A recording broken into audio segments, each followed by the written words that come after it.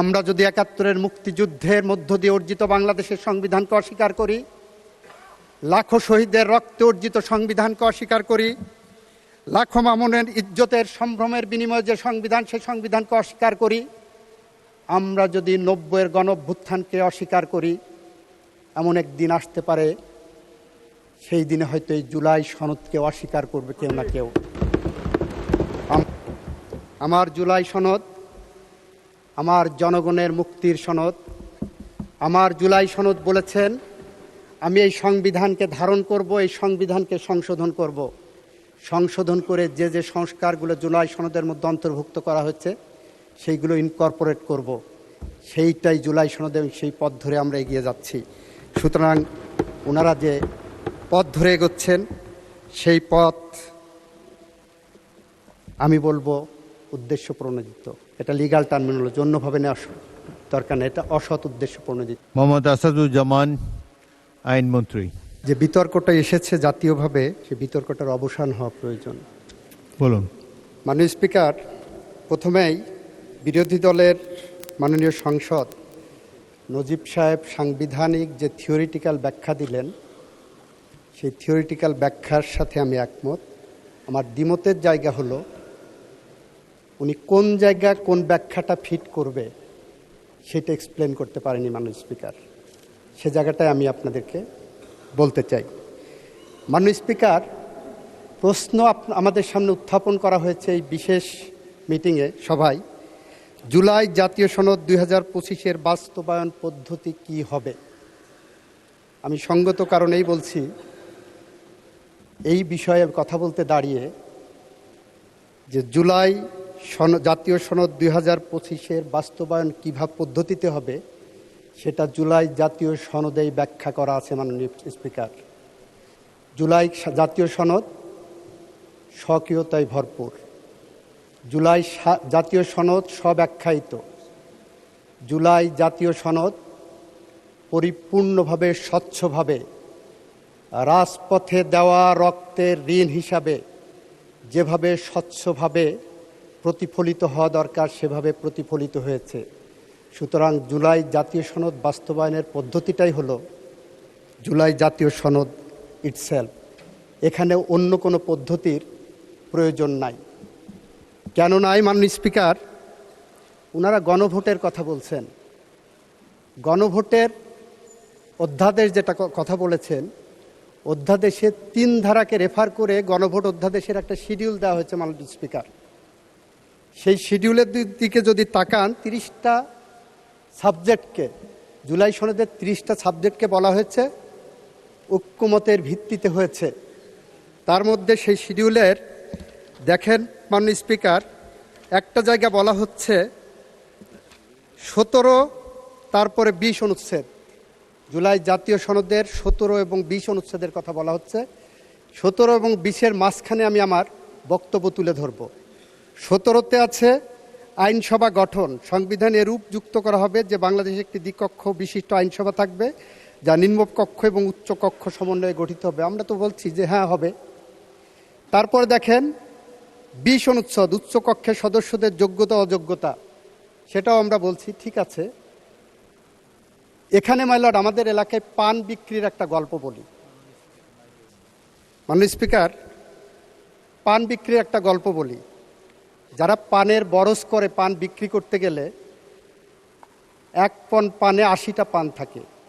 80টা বিক্রি করতে যে উপরে কিছু বড় পান দেয়, নিচে কিছু বড় পান দেয়, মাঝখানে কিছু বড় পান দেয়, আর ভিতরে সব খারাপ পান ঢুকায় দেয় মাইলর্ড। মাননীয় স্পিকার, এখানে জুলাই জাতীয় সনদের যে 4টা প্রশ্ন, তার খ প্রশ্নটার কাছে দেখায় যে কিভাবে পান বিক্রি করেছে। দেখেন, আগামী জাতীয় সংসদ হইবে 2 কক্ষ বিশিষ্ট জাতীয় সংসদ নির্বাচনে দলগুলোর প্রাপ্ত ভোটের অনুপাতে 100 সদস্য বিশিষ্ট একটি উচ্চকক্ষ গঠিত হইবে। এই কথাটা আছে জুলাই জাতীয় সনদের 18 নম্বর অনুচ্ছেদে। উনি যে গণভোট অধ্যাদেশের ওনারা বলছেন, গণভোট অধ্যাদেশের শিডিউলে জাতীয় ঐক্যমতের ভিত্তিতে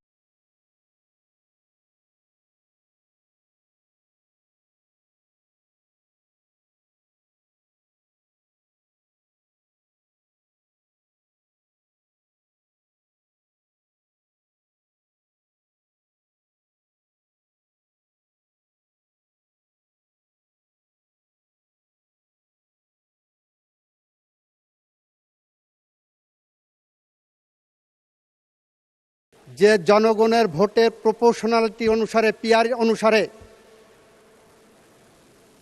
এইটা হবে, আপনি একমত কিনা? এই শিডিউলের মধ্যে কোথাও ওই ক্লজটা নাই মাননীয় স্পিকার। এটা হলো ফ্রড অন দি কনস্টিটিউশন। ওই দিন আমার বন্ধু মাহমুদুল ইসলাম সাহেবের কনস্টিটিউশনাল লয়ের বই রেফার করেছিলেন। ধন্যবাদ মাননীয় সংসদ সদস্য, আপনার মাধ্যমে সংসদ সদস্যকে ধন্যবাদ জানাতে চাই। আমাদের দেশে যারা কনস্টিটিউশনাল ল প্র্যাকটিস করেন তাদের কাছে এই বইটা বাইবেলিক, রূপক অর্থে বলি বাইবেলিক বা কোরআনিক। আমরা যারা কনস্টিটিউশনাল বই পড়ি, প্র্যাকটিস করি, এই বইয়ের ইন্টারপ্রিটেশনটা আমাদের কাছে সবার আগে গ্রহণযোগ্য। আমার মাননীয় সংসদ সদস্যকে আপনার মাধ্যমে বলতে চাই, এই বইয়ের 4.27 ক্লজটা 490 পৃষ্ঠায় আছে, একটু পড়ে দেখবেন, যেখানে বলা আছে কালারেবল লেজিসলেশনের কথা। কালারেবল লেজিসলেশনটা কি? যে লেজিসলেশন এমনভাবে করা হয় আইনে ক্ষমতা দেওয়া নাই, আপাত দৃষ্টিতে আইনে ক্ষমতা আছে এরকম দেখা যায়, অথচ আইনে কোনো ক্ষমতা নাই, সেটা একটা কালারেবল লেজিসলেশন। এবং এই ধরনের লেজিসলেশনকে বলা হচ্ছে ভয়েড আব ইনিশিও। এটা এই বইয়ের ওই দিন উনি রিলাই করেছেন, এই কারণে আমি এই বইটা নিয়ে এসেছি। 4.27 ক্লজ 490 পৃষ্ঠায় দেওয়া আছে মাননীয় স্পিকার। মাননীয় স্পিকার, আমার বন্ধুরা ঠিকই বলেছেন, জুলাই সনদ, জুলাই বিপ্লব জনগণের ইচ্ছার প্রতিফলন, জুলাই গণ অভ্যুত্থান জনগণের ইচ্ছার প্রতিফলন। আমিও বলছি জনগণের ইচ্ছার প্রতিফলন। এই যে বইটা দেখছেন, এটা জনগণের ইচ্ছার প্রতিফলন। এই বইয়ে 6টা প্যারাগ্রাফ আছে, এই বইয়ে 84টা আর্টিকেল আছে, অনুচ্ছেদ আছে, এই বইয়ে 7টি অঙ্গীকারনামা আছে। এই বই জনগণের ইচ্ছার প্রতিফলন। জনগণের ইচ্ছার প্রতিফলন হিসাবে যদি এই বইটা ধরি, এই বইয়ের মধ্যে বলা আছে মাননীয় স্পিকার, প্রত্যেকটা পরতে পরতে, প্রত্যেকটা এই বইয়ের শিরায় উপশিরায় এই সংবিধানকে গ্রহণ করেছেন জনগণের ইচ্ছার প্রতিফলন হিসাবে। যে কারণে এই বইয়ের প্রথম দফা থেকেই যদি আমি পড়ি, আর্টিকেল, প্রজাতন্ত্রের রাষ্ট্রভাষা হবে বাংলা, সংবিধানে বাংলাদেশের নাগরিকদের হিসাবে ব্যবহৃত অন্যান্য সকল ভাষাকে দেশের প্রচলিত ভাষা হিসেবে স্বীকৃতি প্রদান করা হবে। সংবিধানকে সামনে রেখে এই বইটা রচিত হয়েছে। এখানে বলা হচ্ছে 2 নম্বর অনুচ্ছেদে, বিদ্যমান সংবিধানের অনুচ্ছেদ 6(2)তে বর্ণিত বাংলাদেশের জনগণের জাতি হিসাবে বাঙালি এবং নাগরিকগণ বাংলাদেশি বলে পরিচিত হবেন। এখানে সংবিধানের কথা বলা হচ্ছে। মাননীয় স্পিকার, 3 নম্বর অনুচ্ছেদে বলছে সংবিধান সংশোধন কিভাবে করতে হবে সেটা বলা হচ্ছে সংশোধন। মাননীয় স্পিকার, 4 নম্বর অনুচ্ছেদে বলা হচ্ছে সংবিধান, 5 নম্বর অনুচ্ছেদে বলা হচ্ছে সংবিধান। এই বইয়ের প্রতিটা পরতে পরতে, শিরায় উপশিরায় এই সংবিধানকে গ্রহণ করেছে। এখন যদি আমি বলি জনগণের ইচ্ছার প্রতিফলন এটাই, জনগণ চেয়েছে বাংলাদেশে একটি সংবিধান আছে, অভ্যুত্থান উত্তর জনগণ যাদের ক্ষমতা দিয়েছেন তাদের মধ্যে 33টি রাজনৈতিক দল এক জায়গায় বসেই জুলাই সনদ স্বাক্ষর করেছেন। তারা একমত হয়েছেন যে আমরা এমন একটি সংবিধান চাই, যে সংবিধান, এই সংবিধানকে সামনে রেখেই সংযোজন, সংশোধন, পরিমার্জন করবেন। সেটাই হলো জুলাই সনদ এবং এটাই আমরা মেনে নিয়েছি। এটা মেনেছি বলেই জুলাই সনদকে নিয়ে যারা বলছেন জুলাই সনদ না সংস্কার, এখানে যারা আইন প্র্যাকটিস করেছেন তাদের জন্য বলি, every amendment of the constitution is a reform, but every reform is not an amendment. Reform রাজনৈতিক দলের মধ্যে জনগণের ভিতর থেকে, জন আকাঙ্ক্ষার ভিতর থেকে রিফর্ম আসতে পারে, কিন্তু যখন ওটা আইনি প্রক্রিয়ায় যাবেন, যখন এই সংসদে বসে 300 সংসদ সদস্য এই রিফর্ম নিয়ে কথা বলবেন, তখন সেই রিফর্মকে যখন চূড়ান্ত রূপ দেবেন, সেইটার নামই সংশোধন। এবং সেটা হতে হবে 142 অনুচ্ছেদ অনুসারে। অন্য কোনো আইপস অ্যান্ড বাটস নাই, অন্য কোনো ফরম্যাট নাই মাননীয় স্পিকার। মাননীয় স্পিকার, আপনাকে বলি, আপনার মাধ্যমে ওনাদেরকেও বলি, জুলাই সনদ জুলাই মাসের 36 দিনের 1400-র উপর মানুষের রক্তের আখরে লিখিত জুলাই সনদ জুলাই মাসের 36 দিনে 30,000 সহযোদ্ধার কারো চোখ নাই, কারো কান নাই, কারো মাথা নাই, কারো খুলি নাই, কারো হাত নাই, কারো পা নাই, এখানে যারা আছেন তাদের প্রতিদিনের বিদগ্ধ যন্ত্রণার ফসল এই জুলাই সনদ। বিএনপি জুলাই সনদের প্রতিটি অধ্যায়কে, প্রতিটি অনুচ্ছেদকে ধারণ করে। মাননীয় স্পিকার, প্রতিটি গল্পের পিছনে গল্প থাকে। মাননীয় স্পিকার, এই জুলাই সনদ রচিত হওয়ার পিছনে 17 বছরের সংগ্রামের, 17 বছরের বেদনার, 17 বছরের নীল আরতি বেদনার যন্ত্রণা আছে। এই জুলাই সনদের পিছনে আমার বন্ধু, আমার মাননীয় সংসদ সদস্য নজিব সাহেবের, আমার মাননীয় সংসদ সদস্য আরমানের, তাদের পিতাদের প্রতি অবিচারের উপাখ্যান আছে, যাদেরকে অবিচারের শিকার করা হয়েছিল বলে পাবলিক পারসেপশন আছে। এই জুলাই সনদের পিছনে আমাদের মাঝ থেকে 4,500 সহযোদ্ধাকে পাখির মতো গুলি করে ক্রস ফায়ারের মাধ্যমে হত্যা করা হয়েছিল। তাদের গল্প বেদনা আছে, তাদের পরিবারের যন্ত্রণা আছে, তাদের পরিবারের নির্ঘুম রাত কাটানো আছে। এই জুলাই সনদের পিছনে 700 সহযোদ্ধার গুমের কাহিনী আছে, যাদের স্বজনেরা এখনও রাত জেগে তাহাজ্জুদের নামাজ পড়ে জায়নামাজে বসে স্বজন ফেরার প্রতীক্ষায় আল্লাহর কাছে প্রার্থনারত থাকেন। তাদের করুণ আর্তনাদের কাহিনী এখানে বর্ণিত আছে। এই জুলাই সনদের পিছনে বিএনপির 60 লক্ষ নেতাকর্মীর মিথ্যা গায়েবী মামলার কল্প কাহিনী এখানে দেওয়া আছে। মাননীয় স্পিকার, আমরা এগুলোকে অস্বীকার করতে পারি না। যদি অস্বীকার করি, ভবিষ্যতে আবার যদি কখনো গণ অভ্যুত্থান হয়, তারা এই জুলাই সনদকে অসম্মান করবে। আমরা যদি 71-এর মুক্তিযুদ্ধের মধ্য দিয়ে অর্জিত বাংলাদেশের সংবিধানকে অস্বীকার করি, লাখো শহীদদের রক্তে অর্জিত সংবিধানকে অস্বীকার করি, লাখো মামুনের ইজ্জতের সম্ভ্রমের বিনিময়ে যে সংবিধান, সেই সংবিধানকে অস্বীকার করি, আমরা যদি 90-এর গণ অভ্যুত্থানকে অস্বীকার করি, এমন একদিন আসতে পারে সেই দিনে হয়তো এই জুলাই সনদকে অস্বীকার করবে কেউ না কেউ। আমরা সেরকম পথ রেখে যেতে চাই না। আমরা এমন একটি পথ রেখে যেতে চাই, আগামী দিনে যারা গণতন্ত্রের জন্য কথা বলবেন, আগামী দিনে যারা মানবাধিকারের কথা বলবেন, ন্যায় বিচারের কথা বলবেন, আইনের শাসনের কথা বলবেন, তারা এসে আমাদের পূর্ব প্রজন্মের, আমাদের হিরোদের কথা বলবেন, আমাদের মুক্তিযোদ্ধাদের কথা বলবেন, শহীদদের কথা বলবেন, আমাদের বীরাঙ্গনাদের কাহিনী বলবেন, আমাদের জাফর, জয়নাল, দীপালি সাহা, নূর হোসেন জিহাদের কথা বলবেন, আমাদের আবু সাইদ, মুগ্ধ, আনাসের কথা বলবেন। এরকম একটি পথ আমরা রেখে যেতে চাই। মাননীয় স্পিকার, আমরা রেখে যেতে চাই বলেই আমরা বারবার বলছি, জুলাই সনদ নিয়ে রাজনীতি করার দরকার নাই।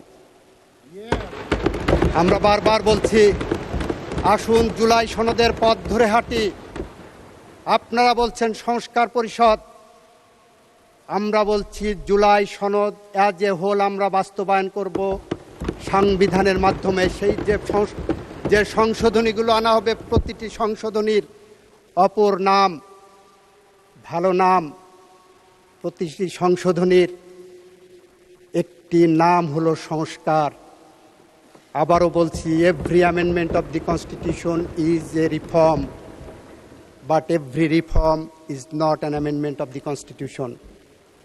আমাদের জুলাই সনদকে বাস্তবায়ন করতে হলে প্রত্যেকটা পরতে পরতে বলেছি, 6-এর ক প্যারাগ্রাফে বলা আছে 1 থেকে 47 পর্যন্ত সংবিধান সংশোধন সাপেক্ষে বাস্তবায়ন করতে হবে।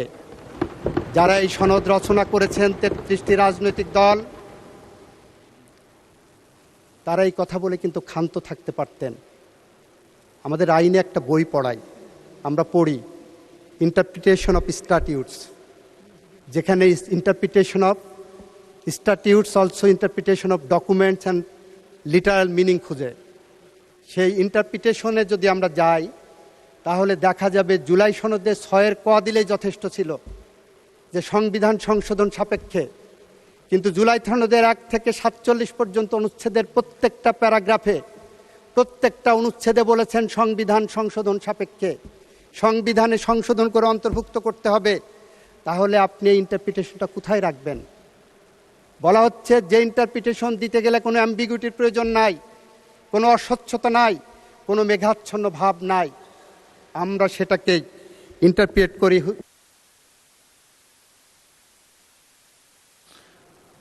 আপনি 3 মিনিটে শেষ করেন।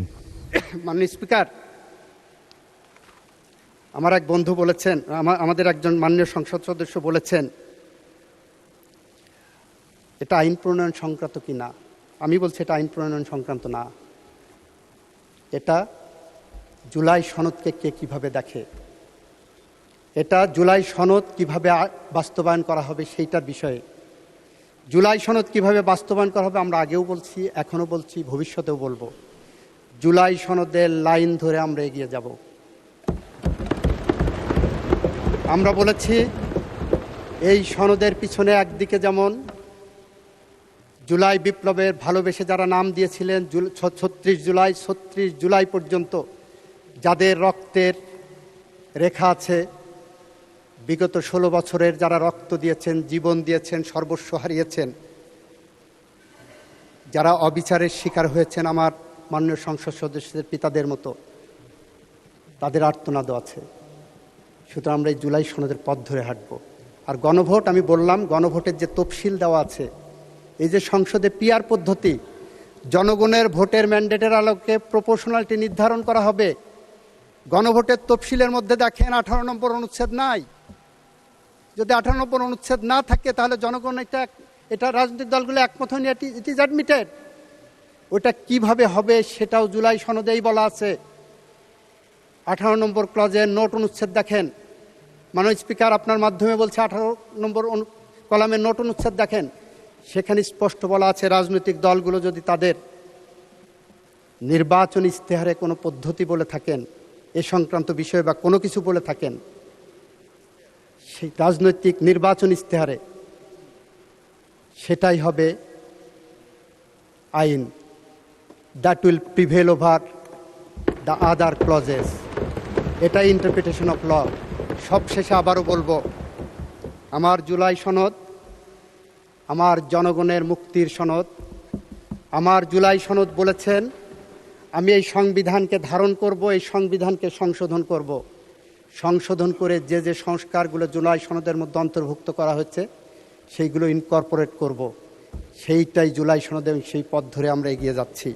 সুতরাং ওনারা যে পথ ধরে এগোচ্ছেন সেই পথ আমি বলবো উদ্দেশ্য প্রণোদিত। এটা লিগাল টার্মিনোলজি, অন্যভাবে নেওয়া দরকার নেই, এটা অসৎ উদ্দেশ্য প্রণোদিত ওই পথ। এটাকে আমরা আইনের ভাষায় বলি ম্যালাফাইডিনেস, আলটেরিয়র মোটিভ। ওনাদের যদি মোটিভ হয় ওই পথে যে ফ্যাসিস্টদের ফিরিয়ে আনার কোনো পথ সুগম করতে চায়,